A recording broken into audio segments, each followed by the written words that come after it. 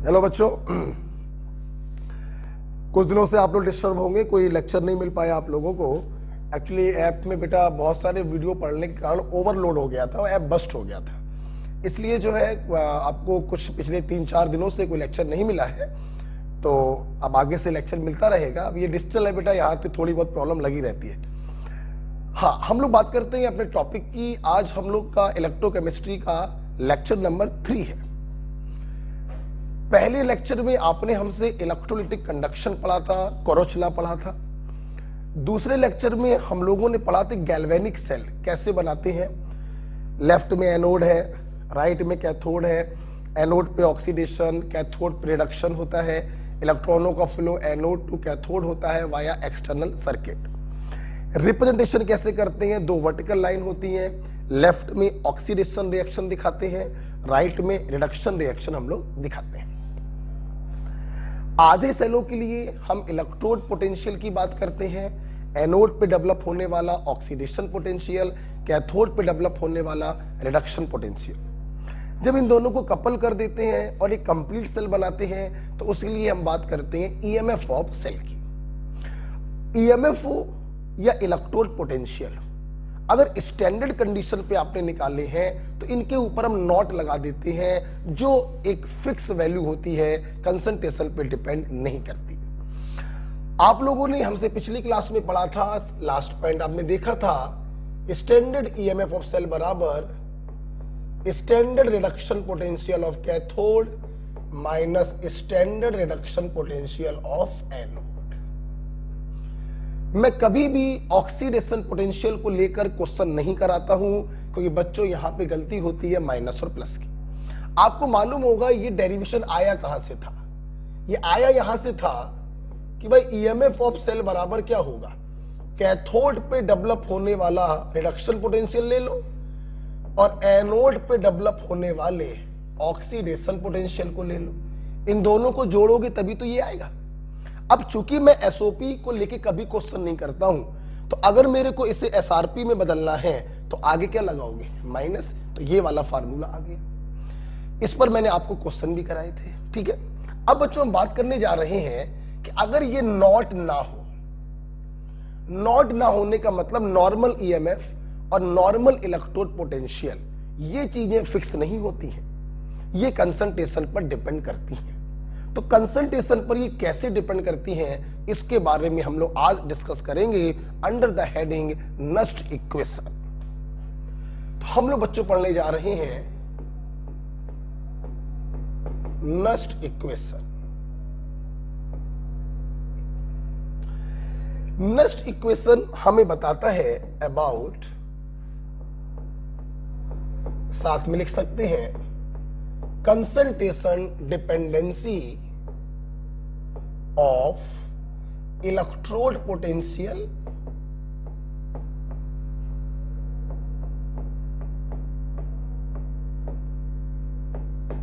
and EMF of cell.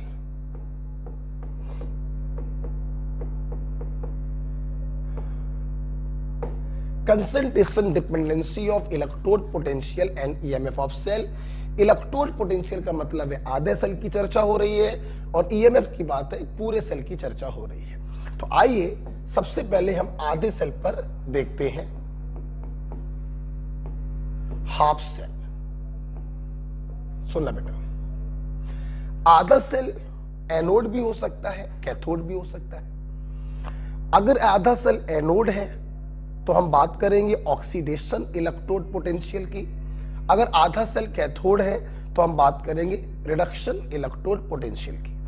मैं आपको बताना चाहता हूं, जब नस्ट इक्वेशन हम आधे सेल पे लगाते हैं तो हम सिर्फ और सिर्फ कैलकुलेट करते हैं रिडक्शन पोटेंशियल। मतलब जब भी तुम आधे सेल पर नस्ट इक्वेशन लगाओगे, तुम आधे सेल को कैथोड की नजरों से देखोगे, कभी भी एनोड की नजरों से नहीं देखोगे। ओके, तो only for reduction half cell, that is cathode। मतलब आधे सेल पर जब भी हम नस्ट इक्वेशन लगाते हैं तो हम रिडक्शन पोटेंशियल को कैलकुलेट करते हैं। सुनना बेटा, तो हमें जो आधा सेल लिखना है वो कैथोड की नजरों से लिखना है, रिडक्शन दिखाना है। माना कोई कैथोडिक रिएक्शन है, ये आप देख सकते हैं रिडक्शन हो रहा है, मैंने कैथोड बनाया। बच्चों अगर ये 1 मोलर हो तो नस्ट इक्वेशन की जरूरत ही नहीं है, क्योंकि 1 मोलर का मतलब स्टैंडर्ड कंडीशन हो गया, और अगर स्टैंडर्ड कंडीशन हो गया तो इलेक्ट्रोड पोटेंशियल की जरूरत ही नहीं पड़ती है, हमें सीधे मिलता है स्टैंडर्ड इलेक्ट्रोड पोटेंशियल जिसकी वैल्यू कांस्टेंट होती है। तो अगर यह 1 मोलर है तो नस्ट इक्वेशन की जरूरत ही नहीं। हाँ, अगर ये कंसंट्रेशन नॉट 1 मोलर तो हम स्टैंडर्ड स्टेट पर नहीं खड़े हैं, अब हम दूसरी कंडीशन पर आ गए हैं, यस, तो अब हमें नस्ट इक्वेशन का इस्तेमाल करना पड़ेगा। और आपको पता होना चाहिए reduction potential of half cell बराबर standard reduction potential minus RT upon NF ln Q। ये बच्चों आधे सेल की नस्ट इक्वेशन होती है टू कैलकुलेट रिडक्शन पोटेंशियल, और इसका कोई डेरिवेशन नहीं है, हमको ये रिएक्शन याद करनी पड़ती है। ठीक है, अब सुनना बेटा, ये लिख लिया होगा, मैं थोड़ा शिफ्ट करना चाहूंगा इसको ऊपर,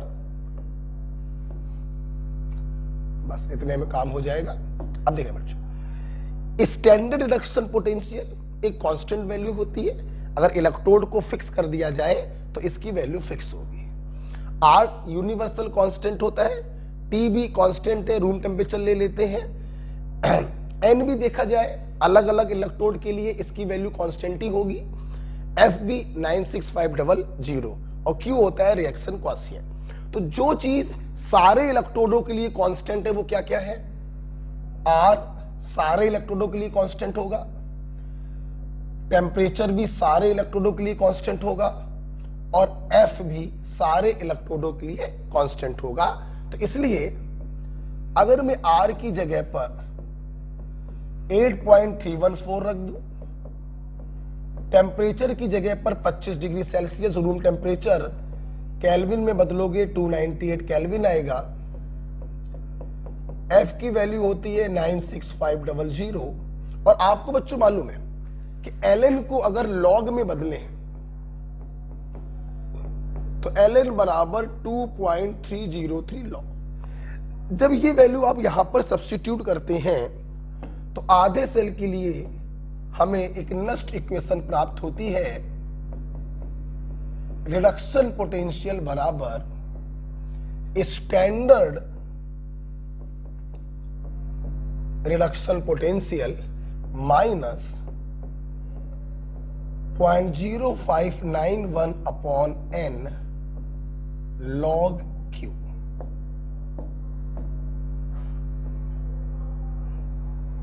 ये देखो, ये भी बेटा आपको याद होना चाहिए। तो reduction potential at a particular concentration other than 1 molar is equal to standard reduction potential minus 0.0591 upon n log Q।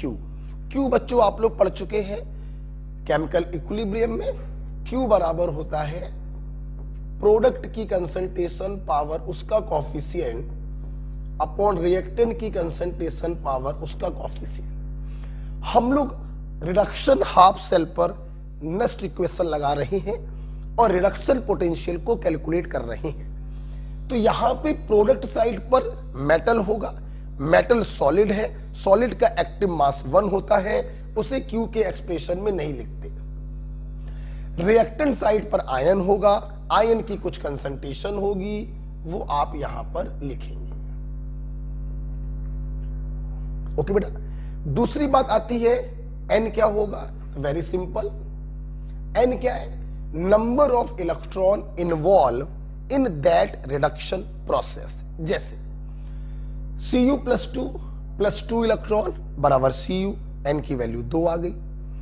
Al plus 3 electron बराबर Al, n की वैल्यू 3 आ गई। तो n का मतलब क्या है? Number of electron involve in that reduction. उस reduction में जितने इलेक्ट्रॉन इन्वॉल्व होते हैं उसे हम लोग कहते हैं n। तो बहुत ही सिंपल है आधे सेल पर इलेक्ट्रोड पोटेंशियल निकालना। Of course reduction electrode potential. बच्चों एक बात सुन लो, अगर मान लो आपसे वो ऑक्सीडेशन इलेक्ट्रोड पोटेंशियल पूछे तो हम उसको नहीं निकालेंगे, हम निकालेंगे हमेशा रिडक्शन पोटेंशियल। जो आंसर आए आप उसके साइन को पलटा देना तो ऑक्सीडेशन पोटेंशियल आ जाएगा। ओके बेटा, क्लियर? चले आइए आधे सेल पर ये जो नेक्स्ट इक्वेशन आपने पढ़ी है इसके ऊपर क्वेश्चन करते हैं। क्वेश्चन करने से पहले आपको एक बात और बताना चाहेंगे, 0.0591 को कैलकुलेशन के पॉइंट ऑफ व्यू से आप 0.06 लेकर भी सॉल्व कर सकते हैं। ठीक है, तो काटने में आसानी रहती है। ओके, आइए इसके ऊपर सवाल करते हैं। जैसे आइए मैं इसको हटाना चाहूंगा बेटा, हटा दें? चल ओके, आप लिख लीजिएगा। एक क्वेश्चन है बेटा, क्वेश्चन है द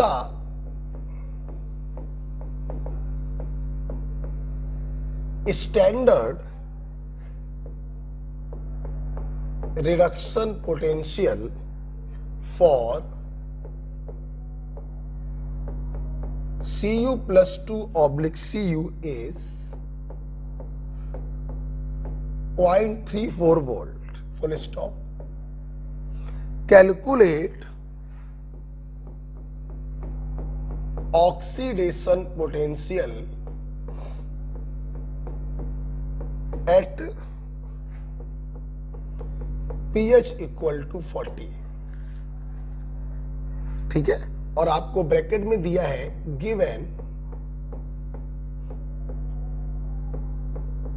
KSP ऑफ CuOH का होल ट्वाइस इज 10 की पावर -90। ये दिया है। देखिए पहले सवाल को फील कर लेते हैं फिर करते हैं। सुनना मेरी बात, आपको E0 दिया है, उसको हटाइए। आपसे पूछा गया oxidation potential at pH equal to 40। बेटा ऑक्सीडेशन पोटेंशियल हमारे पास कोई तरीका नहीं है, हम रिडक्शन पोटेंशियल निकालेंगे इस कॉपर इलेक्ट्रोड का, और जो आंसर आए उसके साइन को पलटा देंगे तो हमारा ऑक्सीडेशन पोटेंशियल आ जाएगा। अब सुनना, तो हम लोगों ने क्या किया, नेक्स्ट इक्वेशन लगाया, reduction potential of copper electrode बराबर standard reduction potential of copper electrode -0.0591 upon n log Q। अब मेरी बात सुनिएगा, n की वैल्यू आप समझ गए होंगे, n की वैल्यू 2 होगी। मैंने यहां लिखा नहीं क्योंकि आपका इलेक्ट्रोड ये होगा।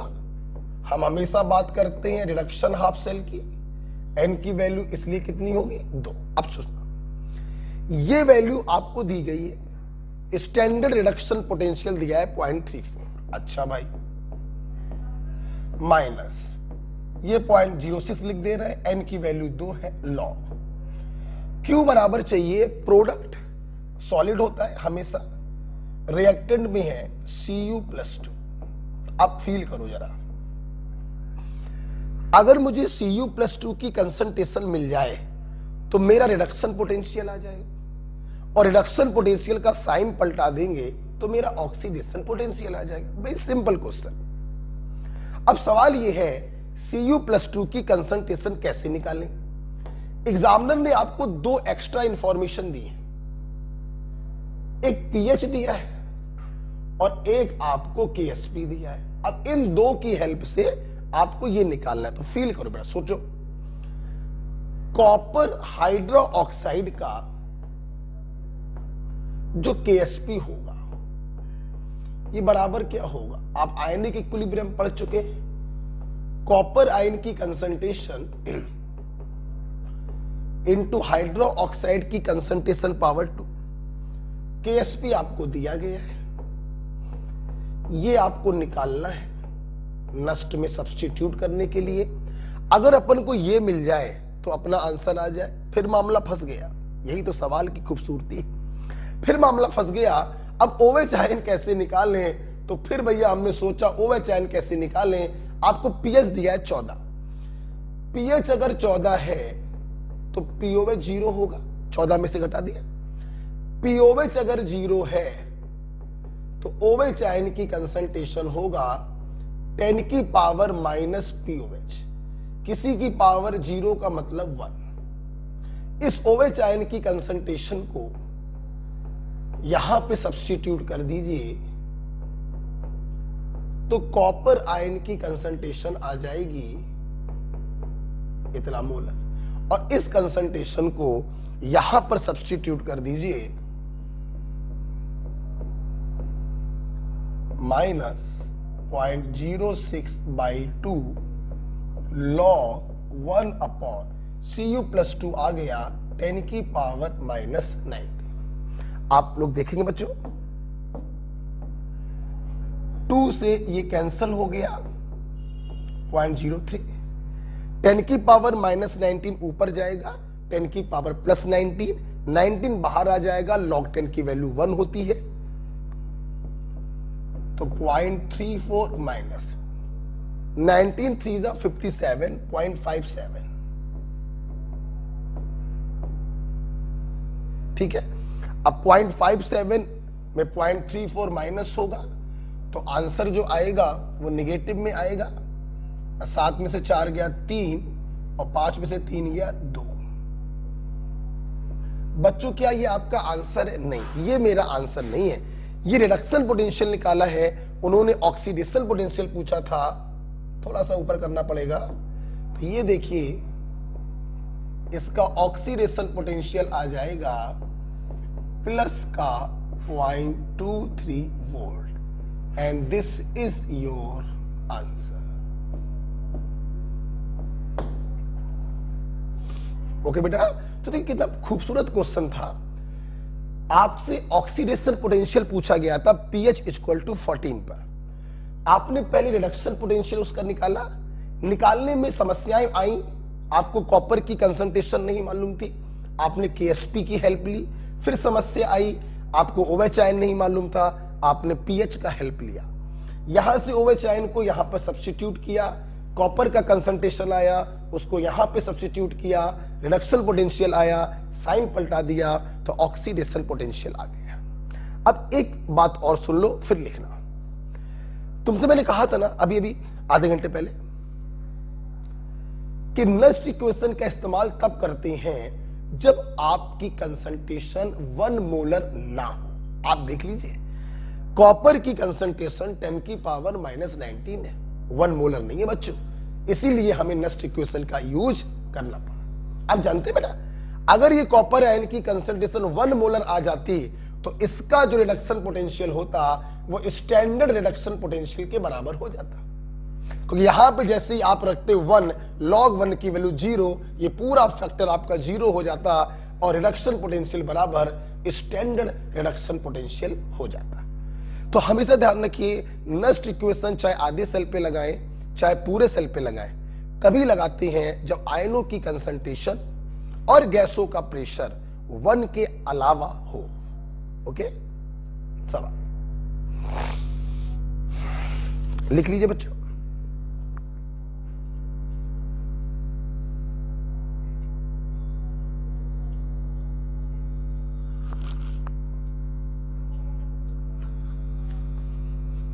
लिख लेंगे।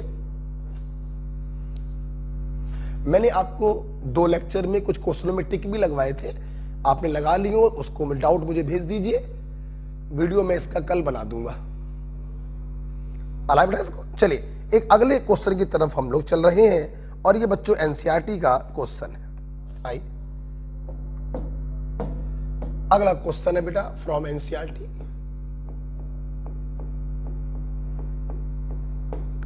सवाल है calculate reduction potential of hydrogen electrode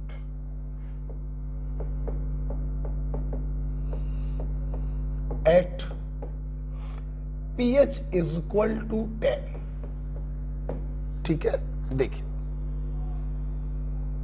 देखिए इस सवाल को मैं चुटकी में करा सकता हूं, लेकिन इसके पहले मैं आपको कुछ और भी सिखाना चाहूंगा। तुम लोग अभी तक इलेक्ट्रोड कैसे बनाते थे? मेटल लिया, उसके आयन में डाल दिया, इलेक्ट्रोड बन गया। जैसे जिंक मेटल को ZnSO4 में डाला, जिंक का इलेक्ट्रोड बन गया। कॉपर को कॉपर सल्फेट में डाला, कॉपर का इलेक्ट्रोड बन गया। वैसे ही बच्चों हाइड्रोजन का जो इलेक्ट्रोड होता है वो भी ऐसे बनाते हैं। हाइड्रोजन को पकड़ते हैं और उसके electrolyte that is acid that is H+ में डाल देते हैं। अब सवाल ये है, हाइड्रोजन तो गैस होती है भाई, मेटल सॉलिड होता है, रॉड के फॉर्म में डाल दिया। लेकिन हाइड्रोजन क्या होता है? वो तो बेटा होती है गैस, और गैस को एक जगह पर नहीं रख सकते, इसलिए हम हाइड्रोजन के लिए इस्तेमाल करते हैं प्लेटिनम का। बेटा किसका? प्लेटिनम का। तो मैं आपको बताने सबसे पहले ये जा रहा हूं कि हाइड्रोजन इलेक्ट्रोड बनाते कैसे। देखिए सवाल 2 कॉली का है, बाद में आराम से कर देंगे। पहले देखते हैं हाइड्रोजन इलेक्ट्रोड कैसे बनाते हैं। देखिए ये हमारे पास प्लेटिनम,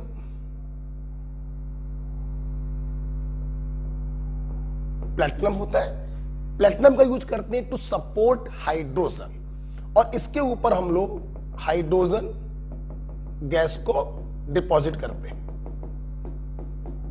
ठीक है, हाइड्रोजन गैस है, उड़ जाएगी, एब्जॉर्ब होने के बाद भी उड़ जाएगी, तो इसको हम लोग क्या करते हैं, ग्लास वेसल से ढक देते हैं।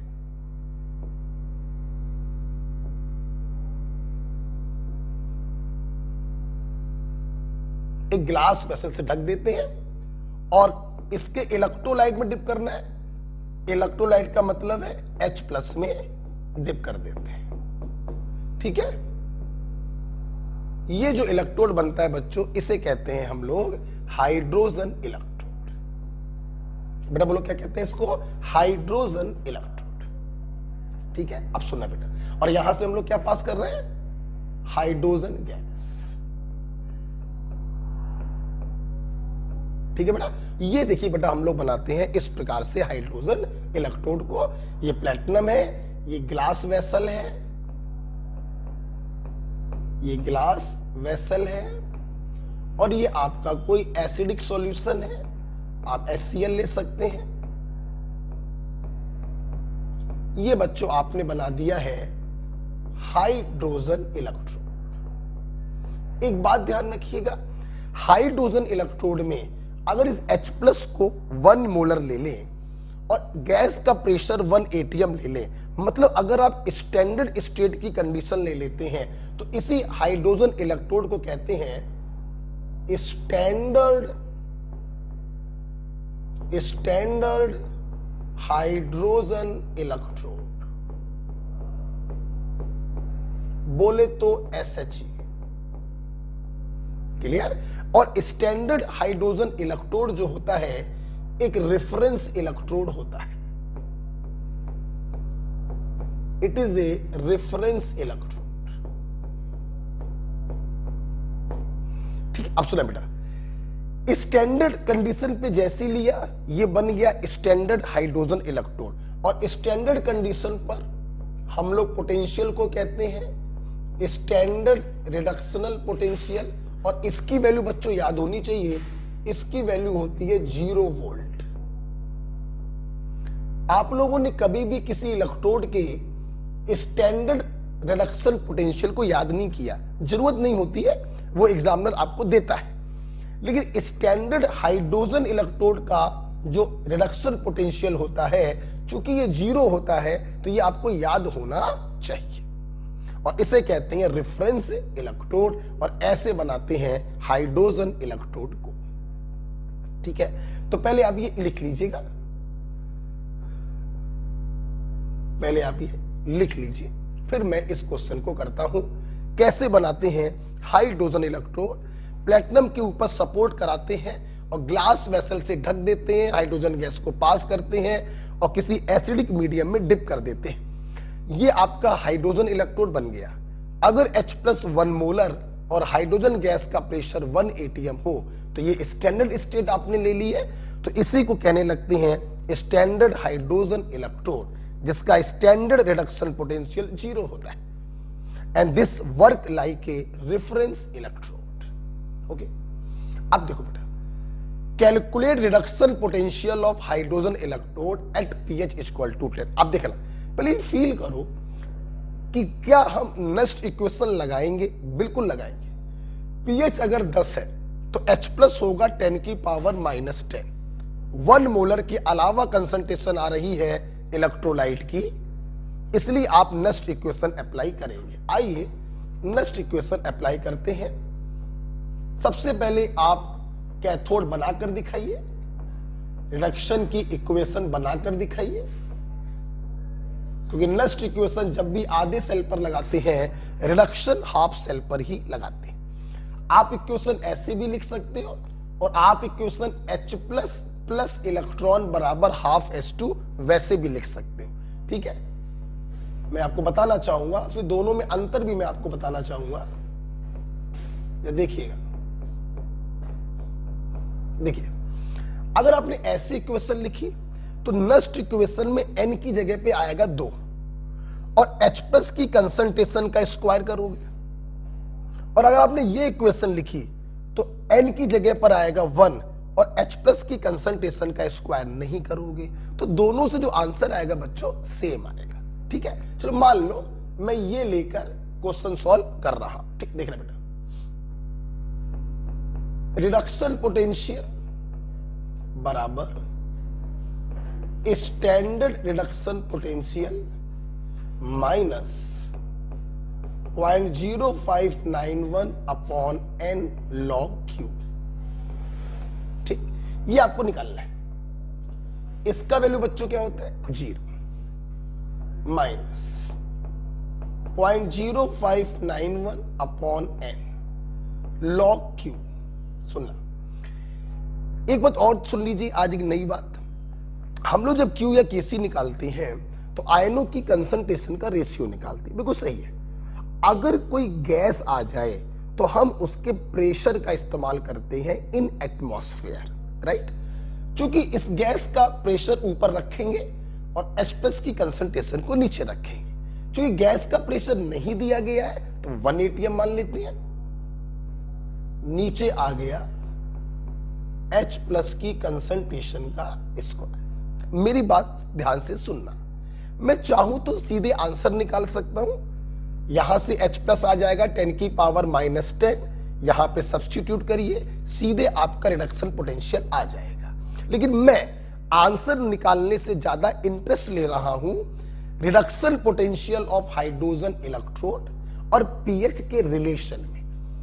ठीक है, तो मैं एक रिलेशन प्रूफ करना चाहता हूं, इसलिए मैं यहां पर इसकी वैल्यू नहीं रख रहा हूं। ओके, आप रखकर सीधे आंसर निकाल सकते हो। मैं रिलेशन प्रूफ कर रहा हूं। क्या सुना बेटा? आप कहे तो मैं ये रब कर दूं बेटा? ठीक है, ये रब कर रहा हूं भाई।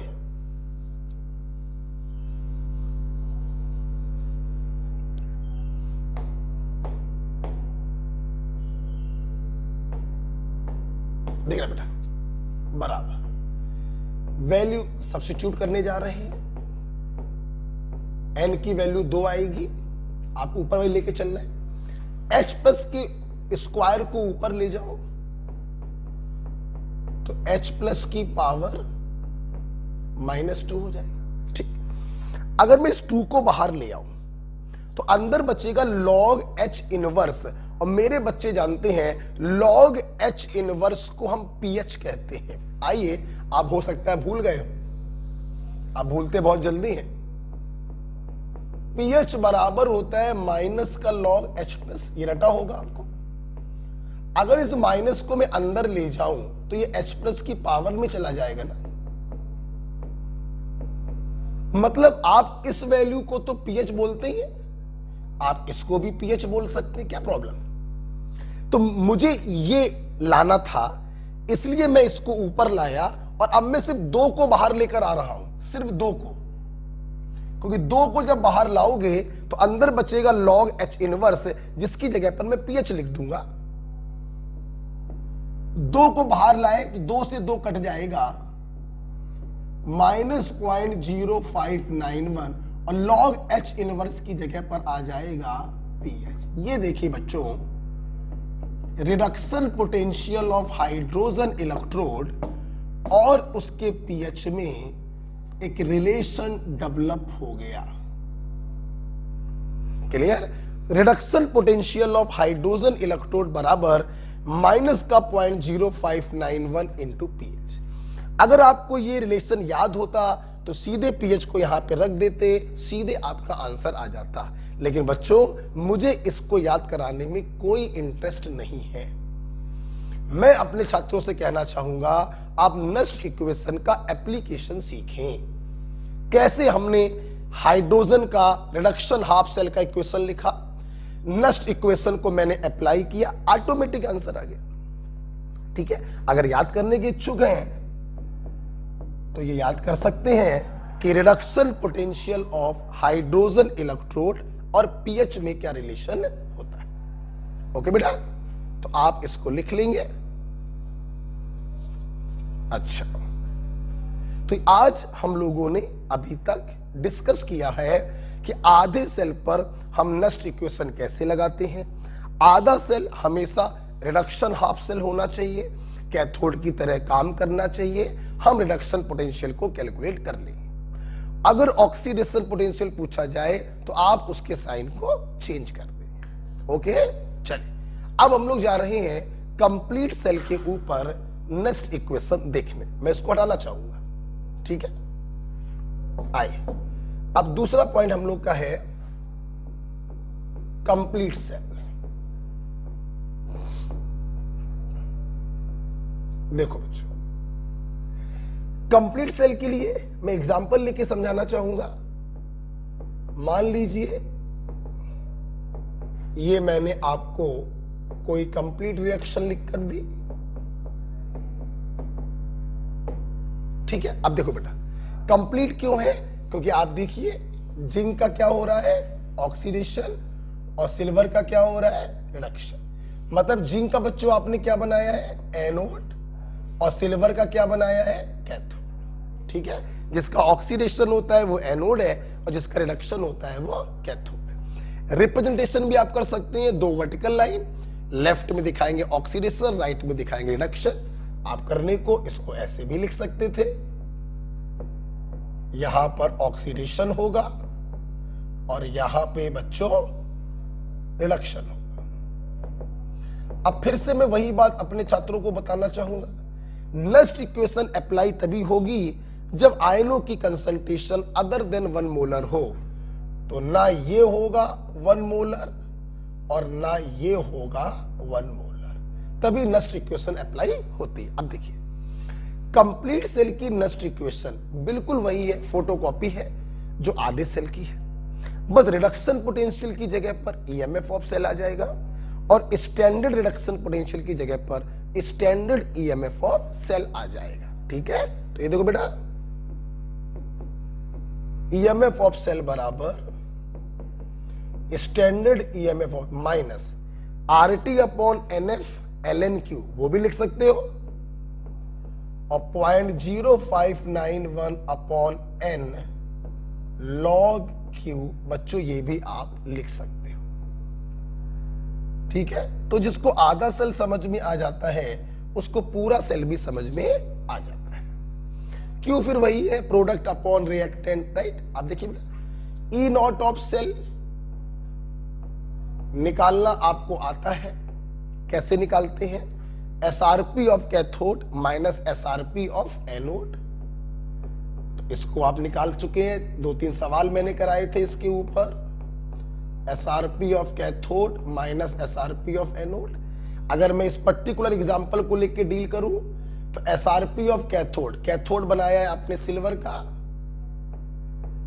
मतलब रिडक्शन पोटेंशियल आपको रखना है सिल्वर का, माइनस स्टैंडर्ड रिडक्शन पोटेंशियल आपको रखना है जिंक का, क्योंकि वो एनोड है। पहली चीज हो गई ये।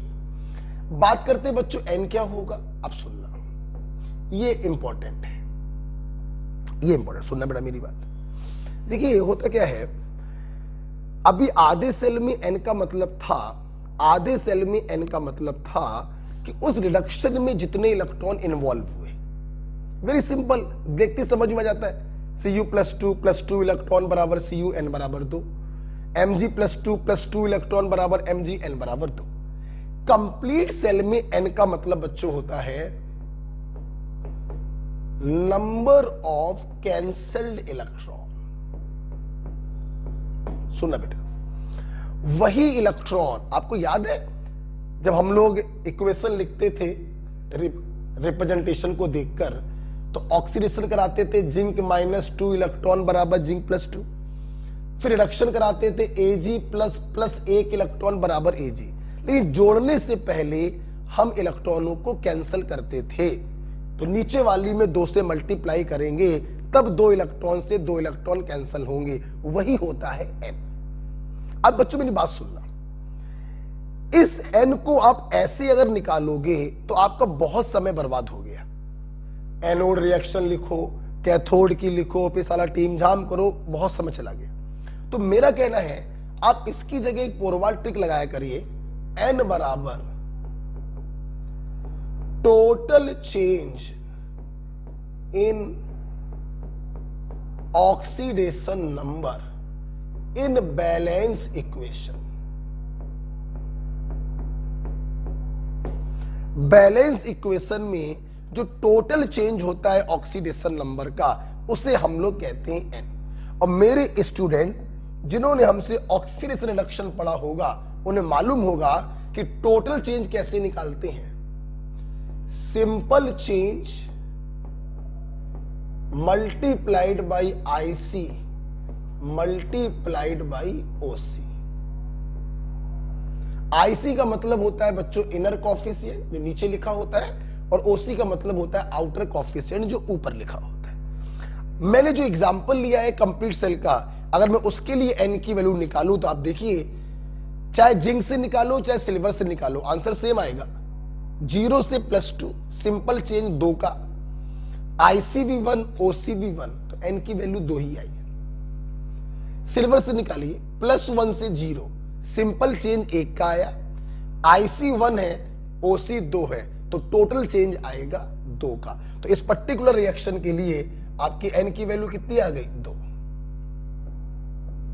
जो मैंने एग्जांपल लिया है उसके लिए n की वैल्यू कितनी आ गई, 2। ओके, और Q तो बच्चों आपको मालूम ही है, प्रोडक्ट की कंसंट्रेशन अपॉन रिएक्टेंट की कंसंट्रेशन। ठीक है, तो ये होता है next equation for complete cell. लिख लीजिए।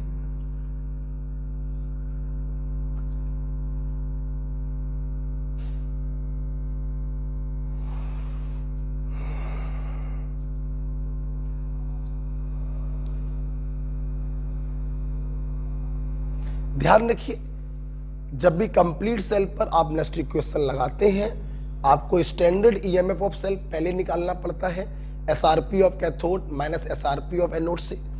आपको एन की वैल्यू निकालने के लिए बैलेंस इक्वेशन की जरूरत पड़ती है, total change in oxidation number. और क्यू निकालने के लिए भी आपको बैलेंस इक्वेशन की जरूरत पड़ती है, प्रोडक्ट की कंसंट्रेशन अपॉन रिएक्टेंट की कंसंट्रेशन। ठीक है, अगर आपको ये समझ में आया है तो आइए इसके ऊपर एक क्वेश्चन हम लोग करते हैं। ठीक है, हाँ, इसके ऊपर हम लोग प्यारा सा सवाल है करते हैं। हटाना चाहेंगे बेटा इसको? ठीक है, हटाओ, देखते हैं बच्चों। क्वेश्चन है, calculate potential of cell. Cell आपको दिया है मैंने,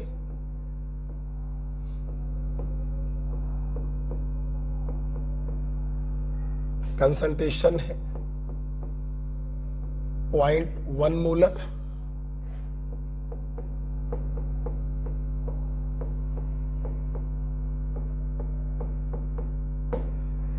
इसका आपको पोटेंशियल निकालना है एंड गिवन है E not CR plus 3 upon CR बराबर माइनस का 0.72 volt and E not FE plus 2 upon FE बराबर माइनस का 0.42 वोल्ट। ठीक है, अब देखिए, आप सब लोग इस सवाल को देखते ही समझ गए होंगे कि हमें नस्ट इक्वेशन का इस्तेमाल करना है for complete cell. Concentration other than 1 molar है, नस्ट इक्वेशन का इस्तेमाल करेंगे। सबसे पहले आपने नस्ट इक्वेशन लिख दी,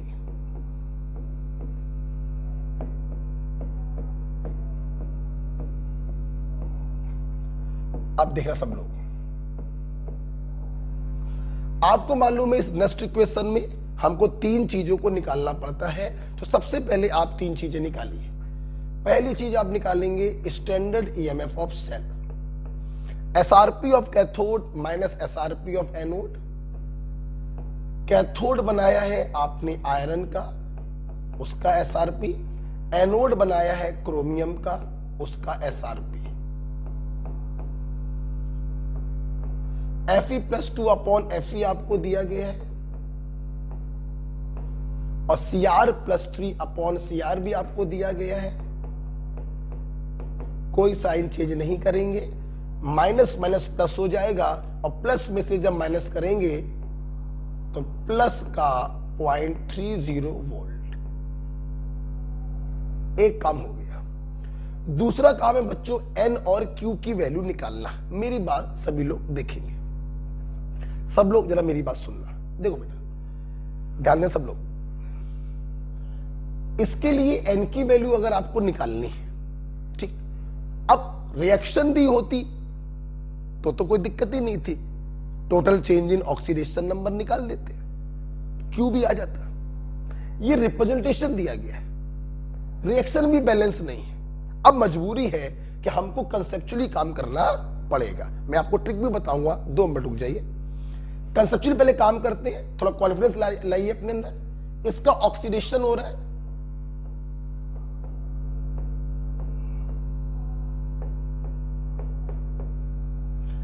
Fe प्लस 2 का रिडक्शन हो रहा है,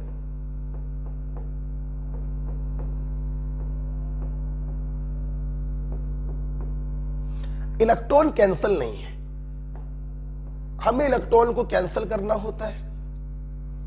पहली इक्वेशन में मल्टीप्लाई 2 का होगा, दूसरी इक्वेशन में मल्टीप्लाई 3 का होगा, इलेक्ट्रॉन से इलेक्ट्रॉन कैंसिल हो जाएगी। अब देखिए बैलेंस इक्वेशन क्या आ गई, 2Cr plus thrice Fe plus 2 बराबर 2Cr plus 3 plus thrice Fe। ये देखिए बच्चों आपकी बैलेंस इक्वेशन आ गई। और जब इस प्रकार से रिएक्शन को करते हैं तो N की वैल्यू भी पूरी क्लास को समझ में आ गया होगा कि N की वैल्यू आ गई 6। एक काम आपने कर लिया, जो काम बहुत पुराना है, करते आ रहे हो। N की वैल्यू के लिए कंप्लीट सेल में हमें बैलेंस इक्वेशन की जरूरत पड़ती है बच्चों, और रिएक्शन का रिप्रेजेंटेशन दिया गया था, इसलिए थोड़ा सा काम बढ़ गया। आपको बैलेंस रिएक्शन लिखनी पड़ेगी इलेक्ट्रॉनों को कैंसिल करके, राइट बेटा। अब मेरे को क्यू निकालना है, मजबूरी है, मेरे को जगह चाहिए होगी, थोड़ा इसको ऊपर कर दें। क्यू निकालना है, क्यू कैसे निकलेगा, जब बैलेंस रिएक्शन आ गई तो क्यू तो कोई भी निकाल लेगा। ये हमारे लिए बेकार होते हैं क्योंकि सॉलिड का एक्टिव मास 1 होता है। Cr प्लस 3 की कंसंट्रेशन की पावर 2, Cr प्लस 3 है 10 की पावर -1, कंसंट्रेशन की पावर 2। Fe की कंसंट्रेशन की पावर 3, 10 की पावर -2 है। ऊपर आया 10 की पावर -2, नीचे आया 10 की पावर -6, तो Q की वैल्यू आ गई 10 की पावर 4। तो पहला काम आपने E0 सेल निकाल लिया, दूसरा काम बैलेंस रिएक्शन से N निकाल लिया, और तीसरा काम बैलेंस रिएक्शन से आपने Q निकाल लिया। इन तीनों चीजों को उठा के रख दीजिए, दुनिया की कोई ताकत आपका आंसर गलत नहीं कर सकती। E0 ऑफ सेल आ गया है 0.3 माइनस, इसको मैं 0.06 मान ले रहा हूं, N की वैल्यू 6 है, log Q की वैल्यू है 10 की पावर 4। सॉल्व कर लीजिए।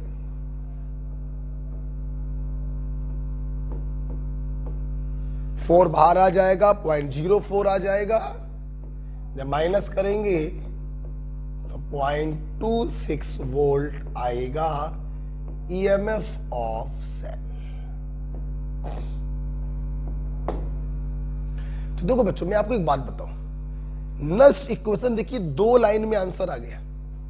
कंप्लीट सेल की नस्ट इक्वेशन बहुत आसान होती है अगर हमारे स्टूडेंट ये 3 चीजें निकालना जानते हैं तो। E0 ऑफ सेल तो आपके खून में चला गया होगा। रही बात N और Q के लिए, हमें बैलेंस इक्वेशन की जरूरत पड़ती है। अगर बैलेंस रिएक्शन दी जाए तो कोई प्रॉब्लम ही नहीं होती। Total change in oxidation number N आ जाता है और बैलेंस रिएक्शन को देखकर Q आ जाता है। प्रॉब्लम होती है जब रिप्रेजेंटेशन दिया होता है, तो जिन बच्चों ने कंसेप्चुअल पढ़ा है उन्हें मालूम होगा, यहां से दिखाएंगे ऑक्सीडेशन, यहां से दिखाएंगे रिडक्शन। अगर इलेक्ट्रॉन कैंसिल नहीं हो रहे हैं तो कैंसिल करने का प्रयास करेंगे और उन्हीं इलेक्ट्रॉनों को बोल देते हैं N। क्लियर? ओके। और Q आप निकालना जानते हैं। तो इस प्रकार से बच्चों हम लोग निकाल सकते हैं कंप्लीट सेल का EMF at concentration other than 1 molar. Got it? इस प्रकार से हम लोगों ने खत्म किया अपना कंप्लीट सेल के ऊपर। ठीक है, चल राइट बेटा, आगे बढ़े। अच्छा, मैंने बोला था ट्रिक बताऊंगा, ट्रिक बताना भूल ही गया मैं आप लोगों को। ट्रिक देखिए, कम रिएक्शन लिखकर आ जाए तो कोई समस्या ही नहीं है, ना N निकालने में ना Q निकालने में। रिप्रेजेंटेशन जब दिया जाता है तो ये कंसेप्चुअल तरीका है, थोड़ा समय लग गया। आइए मैं आपके समय को बचाता हूं एक झटके में। देखना बच्चों, एक झटके में समय बचेगा। अगर दोनों तरफ जो मेटल लिखे हैं अगर उनके चार्ज बराबर ना हो तो सबसे पहले चार्जों को क्रिस क्रॉस कर दो। ये 2 भेज दो यहां और ये 3 भेज दो यहां। कर दिया, चार्ज बराबर हो गए। और जब चार्ज बराबर हो गए उसके बाद लगाइए प्रोबाइल ट्रिक 1 2 1 2 1 2 1 2 1 1 रिएक्टेंट होते हैं, 2 2 प्रोडक्ट होते हैं। देखिए डायरेक्ट आंसर आ गया 2Cr plus thrice Fe plus 2 बराबर 2Cr plus 3 plus thrice Fe। आपको ये सब करने की जरूरत ही नहीं पड़ेगी, सीधे बैलेंस रिएक्शन आ जाएगी। और जब बैलेंस रिएक्शन आ जाती है तो N निकालना भी चुटकी का खेल है और Q निकालना भी बाएं हाथ का खेल है। तो ये ट्रिक होती है। अगर चार्ज सेम नहीं है तो चार्जों को क्रिस क्रॉस कर दो और उसके बाद लगाइए 1 2 1 2 1 1 रिएक्टेंट होते हैं, 2 2 प्रोडक्ट होते हैं। ठीक है, चलिए इसके बाद हम लोग एक स्टेप बच्चों आगे बढ़ेंगे। ये हो गया है, आगे बढ़े बेटा, आइए हटाते हैं इसको। जब हम लोग कंप्लीट सेल के लिए इस चीज को पढ़ लेते हैं तो कंप्लीट सेल में एक नोट डालेंगे। एक नोट, क्या नोट है बच्चों? अगर हम लोग बात करें एट इक्विलिब्रियम, इक्विलिब्रियम पर जब हम लोग आते हैं तो EMF of cell become 0। EMF of cell become 0 का मतलब सेल स्टॉप्स वर्किंग, और कोई चीज काम करना तब बंद करेगी जब वो पूरी तरीके से डिस्चार्ज हो जाएगी। तो हम ये लिख सकते हैं when EMF of cell become 0 implies cell stops working implies it completely discharged.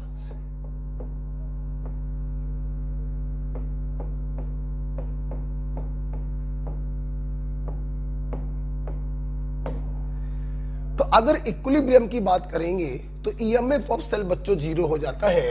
और दूसरी बात तो आपको बहुत पहले से मालूम है कि इक्विलिब्रियम पर Q की वैल्यू KC के बराबर हो जाती है। ठीक है, सुनना, using Nernst equation, EMF of cell बराबर standard EMF of cell minus 0.0591 upon n log Q। Equilibrium पर ये आपने 0 कर दिया। स्टैंडर्ड ईएमएफ ऑफ सेल, ये सेल की प्रॉपर्टी होती है, कभी 0 नहीं हो सकता।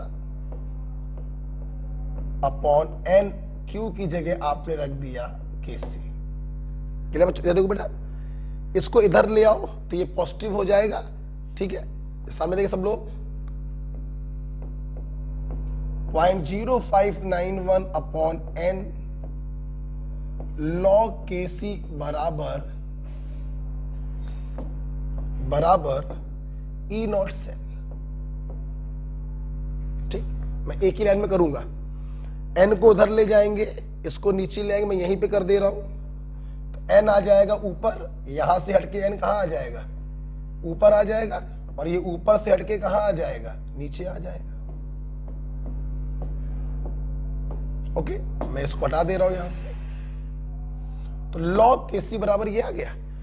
log का बेस होता है 10, तो अगर KC निकालना चाहें हम, तो जो कुछ भी ये माल पानी दिखाई पड़ रहा है ये KC की पावर में चला जाएगा। ओके, ये देखिए आप इक्विलिब्रियम कांस्टेंट पर पहुंच गए। ये देखिए बच्चों, मैं इसको याद करने के लिए कभी नहीं कहता हूं, मैं अपने स्टूडेंट से इसको याद करने के लिए कहता हूं। ओके, ये कोई बच्चा याद ना करे, बिल्कुल भी नहीं। करके तो इसलिए दिखाते हैं कि कभी क्वेश्चन आ जाएगा तो दंड से यहां रखना 0, यहां रखना KC, और तुम्हें मुश्किल से बच्चों 10 सेकंड लगेंगे यहां से यहां पर पहुंचने में। इसलिए प्लीज बेटा इसको बिल्कुल भी याद मत करना।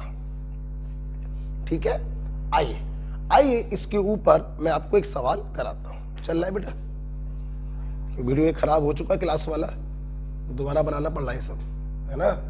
देखो आवाज सब ठीक है।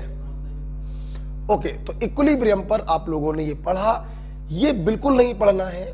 ईएमएफ ऑफ सेल 0 हो जाता है, सेल ने काम करना बंद कर दिया, सेल कंप्लीटली डिस्चार्ज हो गया, Q की जगह आपने KC रख दिया। बेटा अंकित ठीक है, आइए इसके ऊपर हम लोग एक क्वेश्चन करते हैं। जैसे मैं पढ़ा रहा हूं बच्चों वैसे ही पढ़ना। ठीक है, हटा दो। इसके ऊपर एक क्वेश्चन करेंगे। ठीक है, चलिए इस चीज को बिल्कुल याद मत करिए, बार बार कह रहा हूं। अभी आपको ये याद हो भी जाएगा, सवाल लगाओगे आपको लगेगा जल्दी निकल रहा है, लेकिन बेटा 1 महीने बाद आप इसको भूल जाओ, तो इसको आप इस्तेमाल मत करना। आप सीधे ये ध्यान रखिएगा, सब्स्टिट्यूट करिएगा, दन्ने से आंसर आएगा। जैसे एक क्वेश्चन बच्चों इसके ऊपर है, for a reaction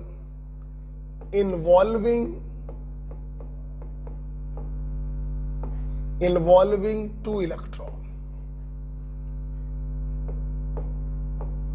E naught of cell is equal to 0.295 volt. Calculate equilibrium constant.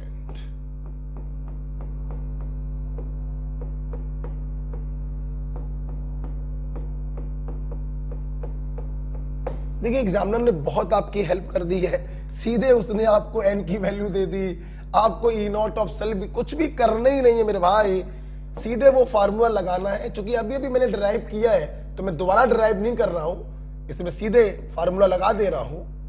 आप एग्जाम में ऐसे मत करिएगा। 10 की power n E not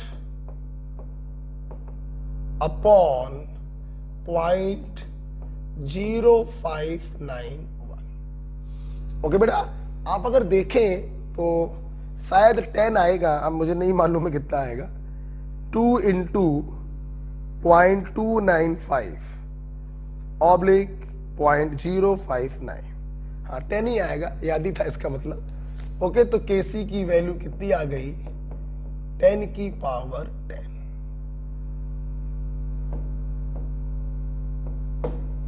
okay बेटा, तो इस प्रकार से हमारे स्टूडेंट ने हमसे ये भी देखा, कंप्लीट सेल के लिए एक नोट हमने पढ़ाया कि इक्विलिब्रियम पर ईएमएफ ऑफ सेल 0 हो जाता है और क्यू की जगह पर हम केसी को सब्स्टिट्यूट कर देते हैं। ठीक है बेटा, चल after all this Nernst equation खत्म होता है फिलहाल। ओके, अच्छे से इसको नोट्स बनाइएगा और 1-2 बार लिख लिख कर आप इसको पढ़िएगा तो बहुत अच्छा हो जाएगा। अब हम लोग गैल्वेनिक सेल में एक अगली हेडिंग की तरफ जा रहे हैं और अगली हेडिंग का नाम है बच्चों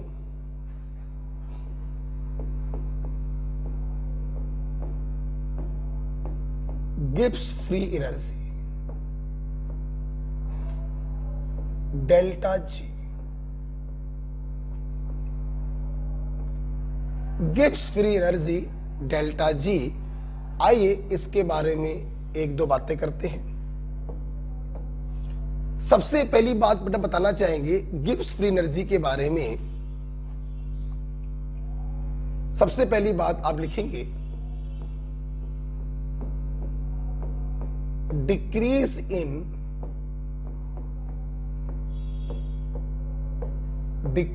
इन Gibbs free energy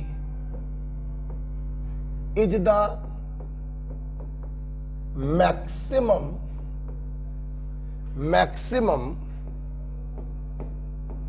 useful work that can be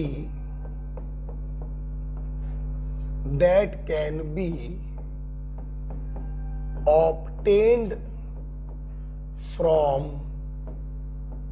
system। Okay, तो what is Gibbs free energy? Gibbs free energy एक ऐसी फिजिकल क्वांटिटी है जिसकी वैल्यू में जितनी ज्यादा कमी आती है हम उस सिस्टम से उतना ज्यादा काम ले सकते हैं। कहने का मतलब यह हुआ कि गिब्स फ्री एनर्जी का घटना हमारे लिए बेनिफिशियल है। हम इसको एक रफली कैसे समझाने का प्रयास करेंगे, रफली समझिएगा। मान लो एक सेल था, समझाने की से बोल रहे हैं, शुरुआत में t बराबर 0 पर उसका डेल्टा जी जो था वो 1000 किलो जूल था। ठीक, 10 मिनट या आधे घंटे बाद मान लेते हैं उसका डेल्टा जी बचा 200 किलो जूल। तो डेल्टा जी में कितने की कमी आई? 800 किलो जूल। तो 800 किलो जूल वर्क हम इस सिस्टम से प्राप्त कर सकते हैं। मतलब डिक्रीज जितना ज्यादा होगा हम सिस्टम से उतना ज्यादा वर्क ले सकते हैं। मान लीजिए पहले था 1000 किलो जूल डेल्टा जी का वैल्यू और 10 मिनट बाद डेल्टा जी बचा 400, तो डिक्रीमेंट कितने का हुआ? 600 का। तो हम 600 किलो जूल वर्क इस सिस्टम से प्राप्त कर सकते हैं। कहने का बच्चों मतलब ये हो रहा है कि decrease in Gibbs free energy हमारे लिए बेनिफिशियल है। जितनी ज्यादा कमी आएगी उतना ज्यादा वर्क हम सिस्टम से प्राप्त कर सकते हैं। तो इसको हम लोग ऐसे लिख देते हैं माइनस का delta G equal to W max. Minus मतलब डिक्रीजमेंट, जितना ज्यादा होगा उतना ज्यादा वर्क हम सिस्टम से प्राप्त कर सकते हैं। आपको जान के खुशी होगी बच्चों, ये क्वेश्चन आपका नीट में पूछा गया था कि minus delta G equal to W max. Okay बेटा, सुना बेटा। अच्छा, अब जरा मेरी बात सुनिए बच्चों, आप लोगों ने पढ़ा होगा इलेक्ट्रिक वर्क, फिजिक्स में पढ़ा होगा मैकेनिकल वर्क, इलेक्ट्रिक वर्क, बहुत प्रकार के वर्क पढ़ाए जाते हैं। जब करंट की हेल्प से, चार्ज की हेल्प से वर्क हो रहा है तो इसे इलेक्ट्रिक वर्क कह रहे हैं। इलेक्ट्रिक वर्क W बराबर आपने पढ़ा होगा Q इंटू V, पढ़ा है कि नहीं पढ़ा?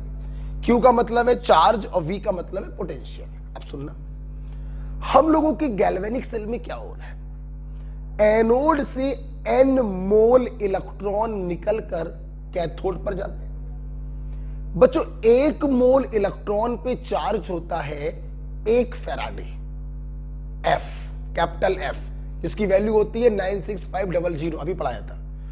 1 मोल इलेक्ट्रॉन पे चार्ज अगर 1 फैराडे है तो N मोल इलेक्ट्रॉन पे चार्ज होगा N फैराडे। तो अपन ने Q की जगह पे क्या लिख दिया, NF। और कंप्लीट सेल के पोटेंशियल को हम कहते हैं EMF ऑफ सेल। तो W की वैल्यू आ गई NFE सेल। तो अगर इस W की वैल्यू को मैं यहां पे सब्स्टिट्यूट बच्चों कर दूं तो आप बताइए डेल्टा G का वैल्यू क्या आ गया, डेल्टा G बराबर आ जाएगा माइनस का NFE सेल।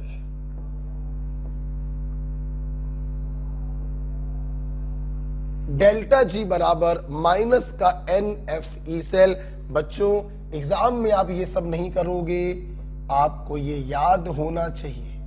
ध्यान रखिए, कंप्लीट सेल की चर्चा हो रही है। N का मतलब होगा नंबर ऑफ कैंसल्ड इलेक्ट्रॉन, या पोरवाल सर्किट ट्रिक लगा सकते हैं, total change in oxidation number.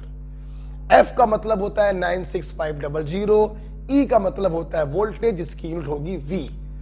अगर ये आप वोल्ट में रखते हैं तो ये आपका जूल में आएगा।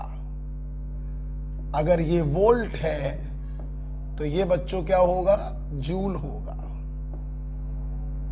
ठीक है, अब सुना मेरी बात। अगर आपने यहां पे नॉर्मल EMF ऑफ सेल रखा जो निकाला जाता है at concentration other than 1 molar, तो ये बच्चों नॉर्मल डेल्टा G आएगा, राइट। अगर मैं यहां पर E नॉट लिख दूं तो कोई दिक्कत नहीं, यहां नॉट लगाओगे तो वहां नॉट आ जाएगा। डेल्टा G नॉट बराबर माइनस का NFE नॉट सेल। ओके बेटा, तो दोनों सेम है। ये नॉर्मल कंडीशंस पर है और ये स्टैंडर्ड कंडीशन पर है। ये कंडीशन पर है when concentration is other than 1 molar, और ये कंडीशन है व्हेन कंसंट्रेशन इज 1 मोलर। तो बेटा ये फार्मूला आपको याद होना चाहिए। ओके, मैं उम्मीद करता हूं आपको ये 2 पॉइंट क्लियर हो गए हैं। Decrease in Gibbs free energy is the maximum useful work that can be obtain from the system. दूसरा चीज मैं ये सब नहीं बताऊंगा, आप सीधे याद होना चाहिए, डेल्टा G बराबर माइनस का NFE सेल, या डेल्टा G नॉट बराबर माइनस का NFE नॉट सेल। ओके, अब हम लोग 1 पॉइंट हो गया, 2 पॉइंट हो गए, तीसरे पॉइंट की तरफ बच्चों जा रहे हैं। ठीक है, 1 पॉइंट ये हो गया था डिक्रीज वाला, और 1 पॉइंट बेटा ये हो गया था। अब हम लोग जा रहे हैं तीसरे पॉइंट की तरफ। तीसरा पॉइंट बच्चों क्या है, ध्यान रखिएगा, बहुत ही इंपॉर्टेंट पॉइंट है तीसरा वाला, जो सीधे आपको याद होना चाहिए। तीसरा पॉइंट है relation between Gibbs free energy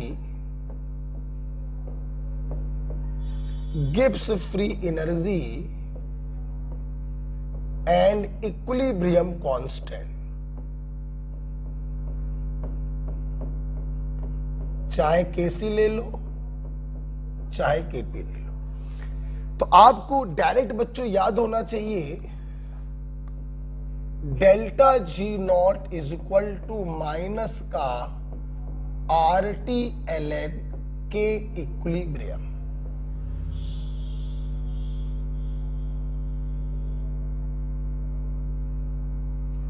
delta G not is equal to minus का RT ln केसी या केपी। बहुत इंपॉर्टेंट है ये रिलेशन, बहुत इंपॉर्टेंट है। नीट 2020 इसी साल इसके ऊपर क्वेश्चन पूछा गया था। ध्यान रखिए डेल्टा जी नॉट होता है क्योंकि इक्विलिब्रियम पर, सामने देखिए बेटा, इक्विलिब्रियम पर ईएमएफ ऑफ सेल जीरो हो जाएगा ना, तो अगर ईएमएफ ऑफ सेल जीरो हो गया तो डेल्टा जी भी क्या हो जाएगा, जीरो हो जाएगा। इसलिए इक्विलिब्रियम कांस्टेंट और डेल्टा जी में अगर रिलेशन आ रहा है तो सीधी सी बात है यहां डेल्टा जी नॉट होगा, क्योंकि आप देख रहे हैं इक्विलिब्रियम का मतलब है, इक्विलिब्रियम का मतलब है ईएमएफ ऑफ सेल जीरो, इसलिए इक्विलिब्रियम पर डेल्टा जी भी होगा जीरो। इक्विलिब्रियम पर ई नॉट ऑफ सेल जीरो नहीं होता, इसलिए इक्विलिब्रियम पर डेल्टा जी नॉट भी जीरो नहीं होता। तो जब इक्विलिब्रियम कांस्टेंट में रिलेशन आपसे पूछा जाएगा तो सीधी सी बात है यहां डेल्टा जी नहीं डेल्टा जी नॉट आएगा। ओके बच्चों, बात क्लियर हो गई है। चलिए आइए इसके ऊपर एक सवाल हम आपको देते हैं, वो सवाल आप लोग करके लाइएगा। HW है और मुझको भेजिएगा व्हाट्सएप पर, मैं सवाल देखूंगा। ठीक है, इस प्रकार से डेल्टा जी के ऊपर एक क्वेश्चन लिखते हैं। चलिए देखते हैं, हटा दे बच्चों इसको। एक क्वेश्चन है,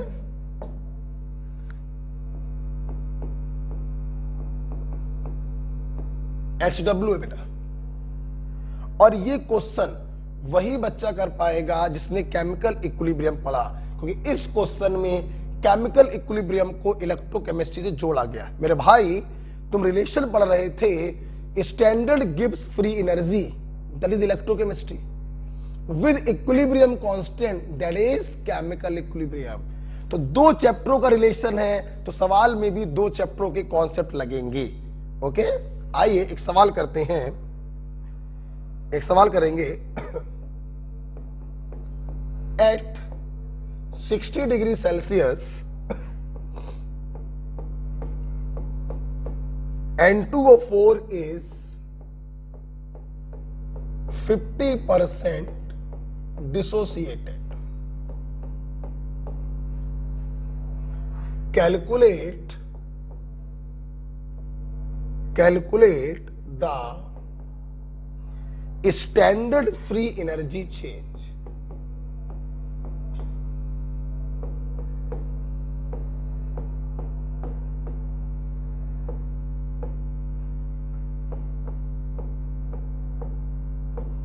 Calculate the standard free energy change at this temperature and 1 atmospheric pressure.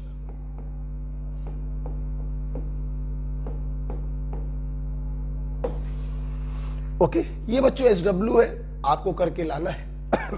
मैं आपको हिंट देना चाहूंगा, इसमें हिंट दे रहा हूं आपको कि N2O4 जब आप गर्म करेंगे तो इसके और इसके बीच में इक्विलिब्रियम स्टेबलाइज होगा। अब आप देख रहे हैं कि परसेंटेज डिसोसिएशन दिया गया है, और परसेंटेज डिसोसिएशन का मतलब ही है कि क्वेश्चन t बराबर 0 से ही चालू होगा, और t बराबर 0 से चालू होने के लिए हमें इनिशियल अमाउंट की जरूरत होती है। पूरे सवाल को तुम 20 बार पढ़ लो, कहीं पर भी इनिशियल अमाउंट नहीं दिया गया। याद करिए, जब इनिशियल अमाउंट नहीं दिया जाता है तो उसको हम लोग मान लेते हैं 1 मोल। अब मैं कुछ नहीं बताऊंगा, ठीक, अब सुनना, हल्का सा फिर बता देते हैं। इससे आप अल्फा को माइनस करके इक्विलिब्रियम पर मोल निकाल लेंगे, उन मोल से हम उनका पार्शियल प्रेशर निकालेंगे, mole fraction multiplied by total pressure दिया गया है। पार्शियल प्रेशर के रेशियो से हम केपी निकाल लेंगे, और केपी को उस रिलेशन में सब्स्टिट्यूट करके हम निकाल लेंगे डेल्टा जी नॉट। ओके बेटा, तो इस प्रकार से बहुत ही सुंदर, बहुत ही खूबसूरत सवाल है, और इसको आराम से करिएगा, हमको भेजिएगा, ठीक है। अब सुनो मेरी बात बेटा, देखो बेटा, वहां पे कोई सीट रखी है, देखो बच्चों को SW दे दे, नीचे नीचे, उठाओ उठाओ, एक है कि दो है, दिखाओ पहले। नहीं, दोनों बेकार है, कोई और नहीं है सीट। दौड़ते हुए जाओ, इलेक्ट्रोकेमिस्ट्री सीट लेकर दौड़ते हुए जाओ, बिल्कुल ऐसी सीट होगी बेटा, ठीक है। चलिए अब चूंकि बेटा जब तक सीट आ रही है तो अब चलिए अब सवाल मैं ही कर देता हूं, आप लोग करोगे। अब ऑनलाइन वाले बोल भी नहीं पाते हैं कि सर जी हम लोग करके लाएंगे, अब क्या करें भैया। तो चलिए कुछ क्वेश्चन एक्चुअली मैं देना चाहता था आपको आज जो पढ़ाया है उसके ऊपर।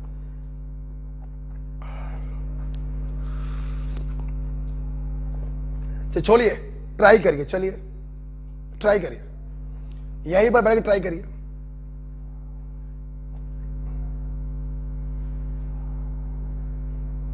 ट्राई करिए।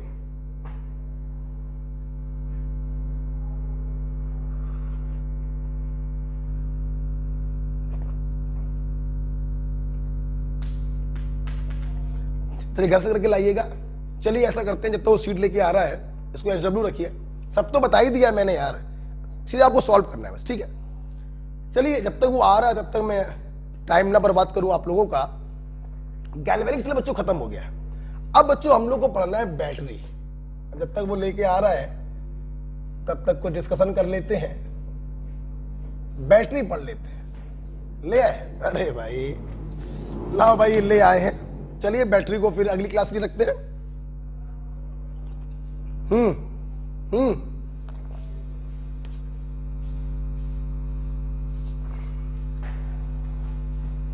बोले क्या आइए बेटा, आज की कॉन्सेप्ट पर सवाल क्या क्या है आइए देखते हैं।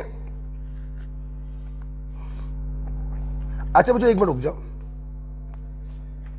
एक मिनट और रुक जाओ। SW देखने से पहले चलो कल का बता देंगे, हटाओ सवाल लगाते हैं, हटाओ।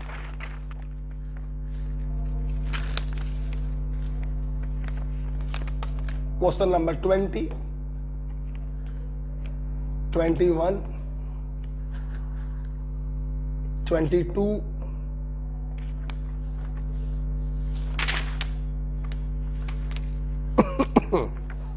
34, 36, 40,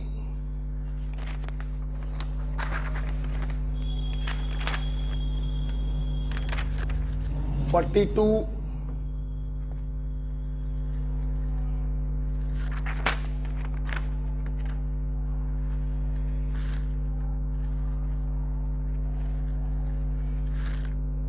58,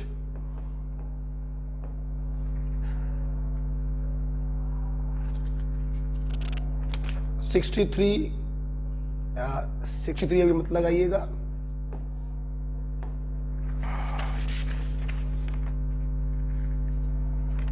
68,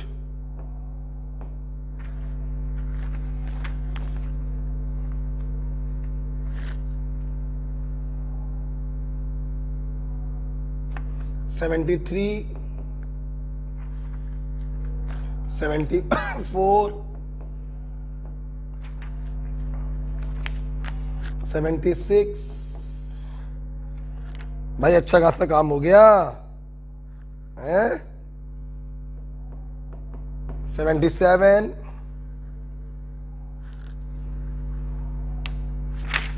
and 89 and 91। 1 2 3 4 5 6 दूनी 12, 12 और 3 15। ये आपका SW है और इसके आगे हम लोग कल पढ़ेंगे। बैटरी पढ़ाने से पहले मैं आपको 2 बातें बताऊंगा। कल मैं आपको पढ़ाऊंगा फ्यूल सेल के बारे में पढ़ाऊंगा और कल मैं आपको बताऊंगा फॉर स्पॉन्टेनिटी। और इसके बाद कल मैं आपको पढ़ाऊंगा बैटरी और कल ही आपका चालू हो जाएगा इलेक्ट्रोकेमिकल सीरीज। राइट बेटा, तो कल हम लोग ये कंप्लीट डिस्कस करेंगे और इसका थोड़ा सा बेसिक डिस्कस करेंगे। ठीक है, ओके बेटा, थैंक यू। ये क्वेश्चन करके लाइए और मुझे डाउट भेजिए।